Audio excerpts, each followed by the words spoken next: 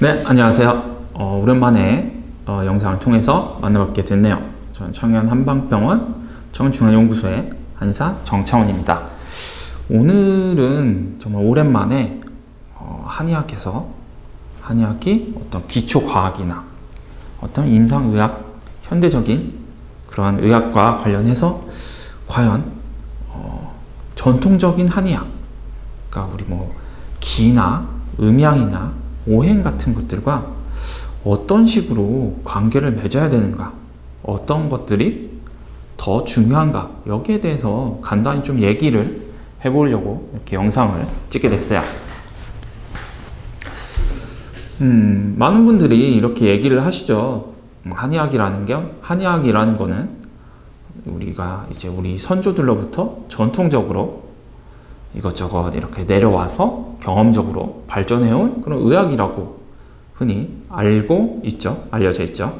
우리 학교에서도, 한과 대학에서도 한의학이란 이렇게 우리 전통적으로 선조들로부터 내려온 동의보감이나 이러한 서적들에 있는, 그 서적들에 담겨 있는 그런 의학적인 이론들 같은 것들을 우리가 계속 이렇게 받아들여 가지고 발전시켜 나가는 그런 굉장히 과거로부터 연속적으로 발전해온 그런 의학이라고 생각하는 경우가 많은 것 같아요. 학교에서도 그렇게 우리에게 이제 교육이 이루어지고 있고, 아마 대다수의 한의사분들은 그렇게 생각을 하실 겁니다.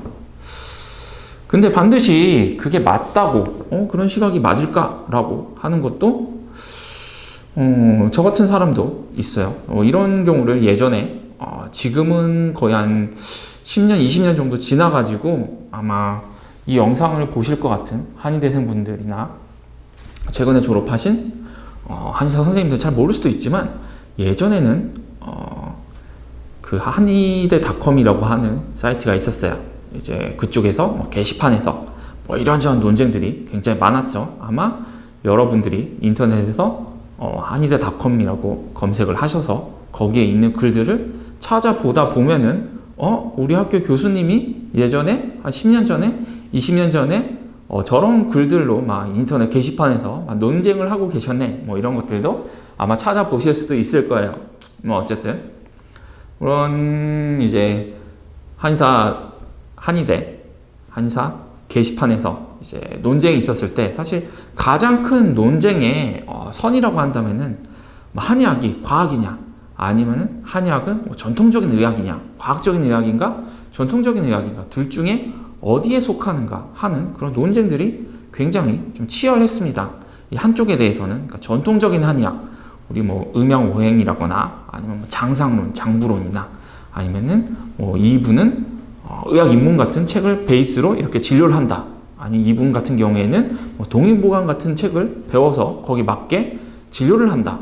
이런 분들을 한의학 우파라고 그렇게 많이들 얘기를 했었죠. 그리고 또 한편으로는 이 한의학이라는 거는 사실 이런 동의보감이나 이런 책들이 사실 현재 들어가지고 이런 걸 어떤 환자 진료에 쓸 수가 있느냐, 이런 내용들이 어떤 현대적인 학문이라고 할 수가 있느냐, 이런 학문이나 이런 책들에 있는 내용들만 가지고 환자를 치료하는 게 이게 과연 맞는 거냐라고 물음을 가지는 분들이 또 있었어요. 이분들을 흔히 한의학 좌파라고 해서 과거에는 이런 우파와 좌파 간의 논쟁들이 사실 굉장히 많았습니다. 그래서 한 2000년대 초반부터 좀 더 깊게 들어가면은 90년대 초반에서 조금 이제 길게는 2000년대 중후반까지는 거기에 대해서 좌파니 우파니 하는 논쟁들이 굉장히 많았죠. 하지만 이제 더 한 2010년, 2020년까지 가가지고 이제 이 시점에서 한의학에 대해서 본다고 하면 사실 대부분의 새로운 한의사분들이나 아니면은 요즘의 한의대생분들 같은 경우에는 전통 한의학 이론 같은 게 어떤 의미가 있느냐라고 하는 조금 좌파라고 하는 예전에 한의학 좌파라고 하는 그런 분들의 시각하고 굉장히 닮아있는, 그분들의 시각이 거의 대부분이 아닌가 싶을 정도로 그런 시각들이 굉장히 만연해 있는 것 같아요. 근데 요런 요즘의 분위기들을 보면은 또 반론이 항상 들어오는 것도 있습니다. 제 입장에서는 요즘에 한의대생들이 요즘에 많이 이렇게 바뀌어가지고 한의학이 굉장히 과학적으로 많이 발전할 수 있는 토대가 생겼다라고 얘기를 할 수가 있는데, 또 그렇게 이런 변화들을 바람직하게 바라보지 않는 분들 입장에서는 야, 이거 뭐 생화학이나 분자생물학이나 아니면은 뭐 병리학이나 뭐 이런 기초적인 이론들을 가지고 어떻게 환자를 치료를 할 수가 있겠느냐.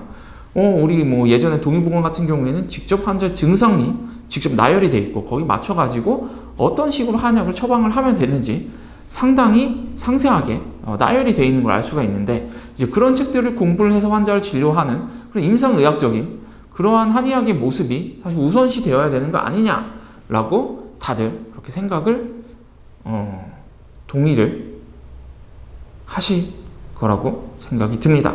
네, 한의학에 대해서 이런 저런 이제 논쟁들이 굉장히 많습니다. 이 한의학이 과연 이제 과학이냐? 한의학이라는 게 의학이기 때문에 어떤 굉장히 엄격한 이제 과학적인 이론을 배경으로 해서 환자를 치료하는 그런 어떤 공학적인 면모를 두루 다 이렇게 갖추고 있기 때문에 뭐 좀 덜 과학적이고 덜 과학적이란 말이 좀 어폐는 있을 것 같긴 합니다만, 덜 이렇게 어떤 입증된 어떤 효과에 대해서 뚜렷한 이런 증거가 없더라도 그냥 경험적으로 효과적인 것이면 되는 거 아니냐. 뭐 의학이라는 게 말 그대로 공학 비슷한 이제 그런 측면들이 많기 때문에 실제로 그냥 작동하면, 그러니까 실제로 효과가 있으면 된 거 아니냐라고 생각하고, 그렇게 한의학의 어떤 과학성이라는 게 그렇게 중요하지 않다라고 생각하는 분들이 많을 것 같아요. 특히 임상에서 진료를 하시는 분들 입장에서는 더 그럴 거라고 생각을 합니다. 서양 의학이라고 해서 굉장히 이제 사이언티픽한 그런 부분들이 물론 연구 개발 단계에서 아니면은 또 이제 어떤 이제 아카데믹 센터라고 하는 대학병원 같은 이제 큰 이제 어떤 임상 센터에서는 그래도 적어도 어느 정도의 바운더리를 가진 그런 타당성을 가지고, 그러니까 뭐 효과가 있다고 하는 것도 그냥 내가 한두 명 뭐 많게는 뭐 이제 뭐 10명, 뭐 20명, 뭐 100명, 1000명 이렇게 치료를 해서 얻은 그런 데이터도 물론 소중할 수도 있겠지만, 그게 아니라 이 사람이 가지고 있는 어떤 편향적인 부분들, 경험이 가지고 있는 그런 문제들을 조금 더 보정을 하고 좀 더 객관적으로 바라볼 수가 있는 무작위 대조 시험과 같은 방법을 통해 가지고 어떤 치료 효과를 입증하고 그 치료가 안전한지 아닌지를 확인해 보자고 하는 그런 부분들이 상당히 강조가 돼 있고, 일단 그런 여러 가지 과학적으로 신뢰할 수 있는 근거들을 바탕으로 해서 그 위에 개인의 경험을 추가해서 진료를 하는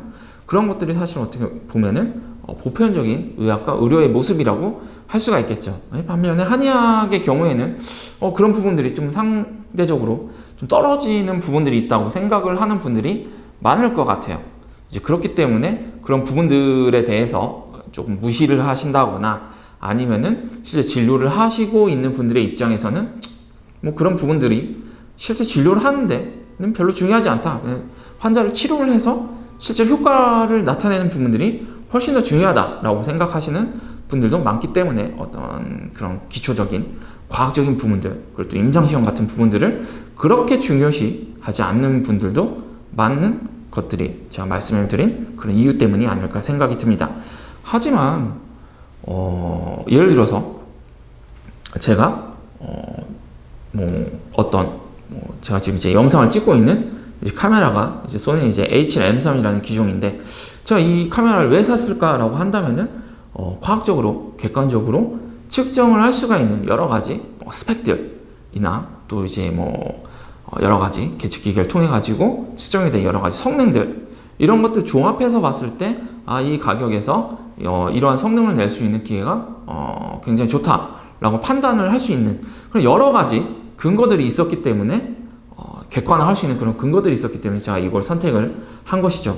또 여러분들이 하다못해 마트에 들려가지고 여러 가지 식품을 산다고 했을 때 항상 뒤편에 있는 이제 여러 가지 라벨들을 보고 이 어떤 이제 과자에는 어떤 성분이 들어있고 영양소는 어떻고 이런 어떤 제품들이 과학적으로 아니면은 공학적으로나 어떤 적절한 규제를 받아서 거기에 맞는 제조 과정을 통해서 만들어졌구나. 그리고 이제 일반적으로 생각할 때 안전하다고 하는 그런 여러 가지 검사 기준을 통과를 했구나라는 것들을 종합적으로 판단을 해서 우리가 그걸 받아들이고 그 제품을 소비를 하는 것이죠.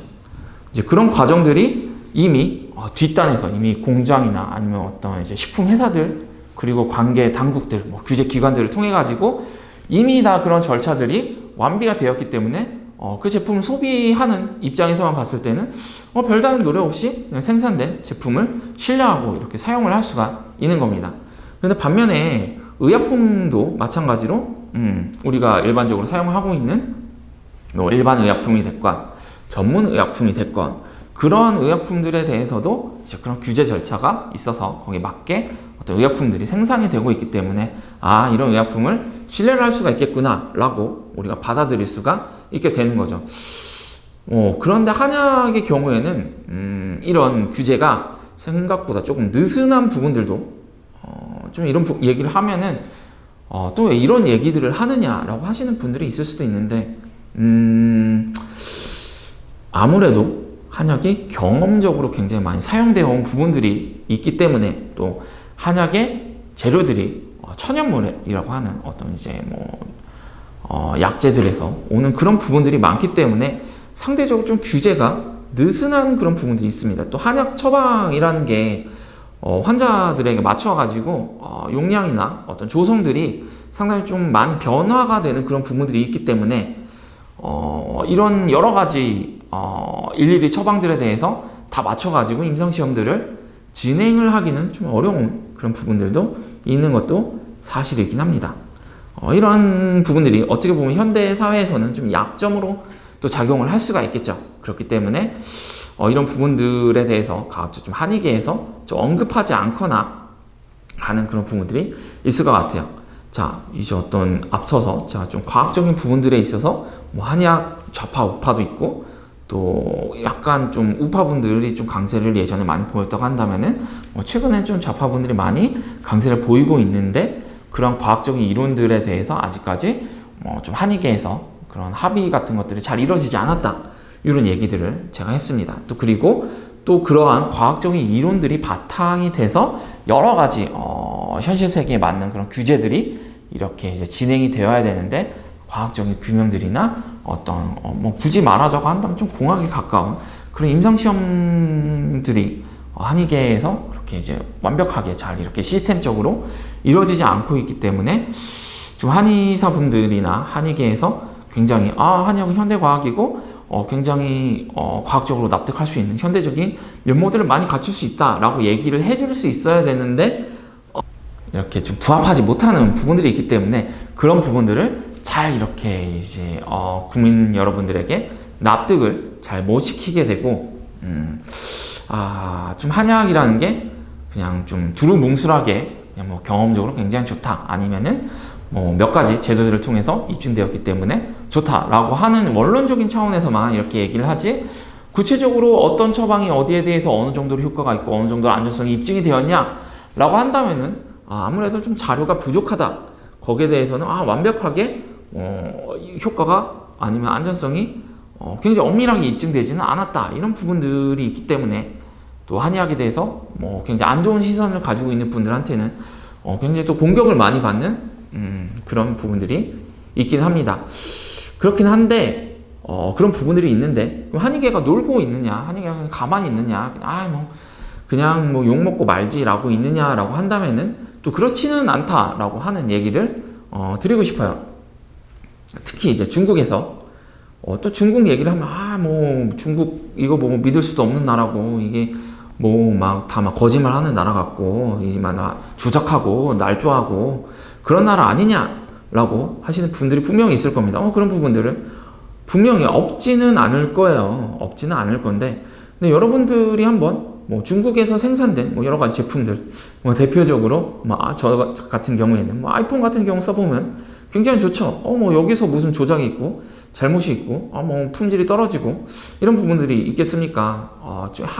제대로 타당한 과정을 거쳐 가지고 진행된 어떤 그러한 연구 결과라고 한다면은 그냥 국적이 뭐가 중요하냐, 이건 분명히 타당한 치료 효과를 나타내고 안전한 치료가 된다라고 할 할 수가 있겠죠. 또 중국 내부에서는 제가 아까 말씀을 드렸던 굉장히 많은 어떤 한약에 대한 그런 규제들이 굉장히 많이 이루어지고 있고, 한약이 흔히 욕을 먹는, 한약에 뭐가 들어있는지도 모르는데 한약을 어떻게 먹느냐라고 하시는 분들도 있는데, 요즘은 그렇지가 않죠. 요즘에는 워낙 뭐 HPLC라거나 뭐 NMR이라거나 하는 여러 가지 굉장히 분석 화학 기법들이 많이 발전해 있기 때문에, 물론 각각의 기법들이 가지고 있는 이제 장단점이 있어서 뭐 다 한 가지 기법이 완벽하진 않지만 여러 가지 기법들을 조합을 해서 뭐 우리가 알고 있는 보존의 기탕 아니면은 뭐 십전대보탕 이런 처방들에는 어떤 양리적 성분들이 들어가 있더라. 이런 것들은 굉장히 뭐 몇백 가지 성분들이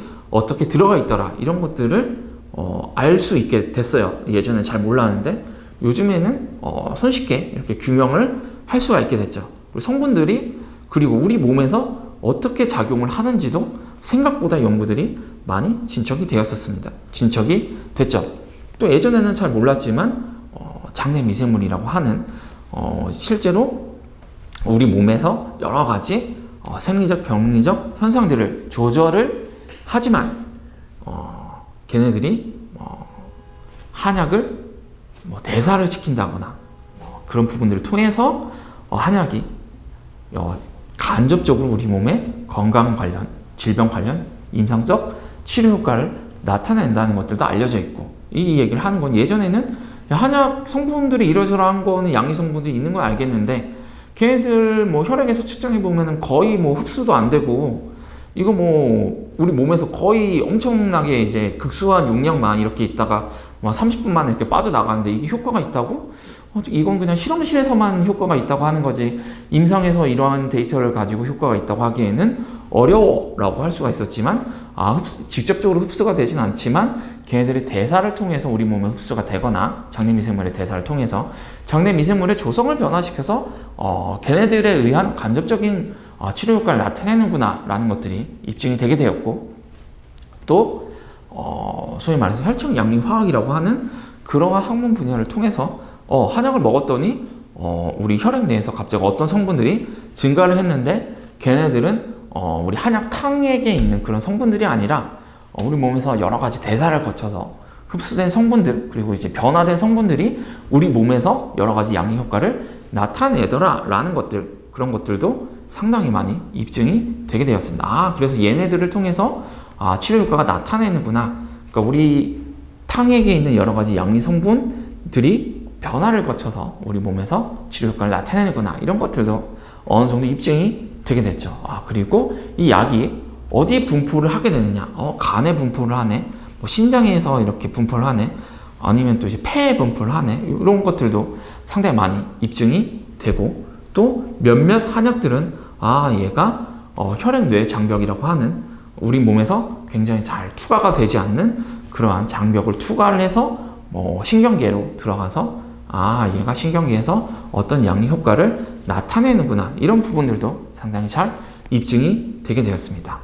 이 과정들을 통해서 한약이라는 게 그냥 잘 모르고 그냥 뭐 여러 가지 그냥 복잡한 풀에 있는 여러 가지 성분들이 그냥 들어가 있어서 그냥 잘 모르는 효과를 그냥 내는 것 같다. 잘 모르겠다. 그냥 모르겠다. 이 정도? 아니면 그냥 신비의 어떤 이제 약초가 그냥 작용을 하는 거다.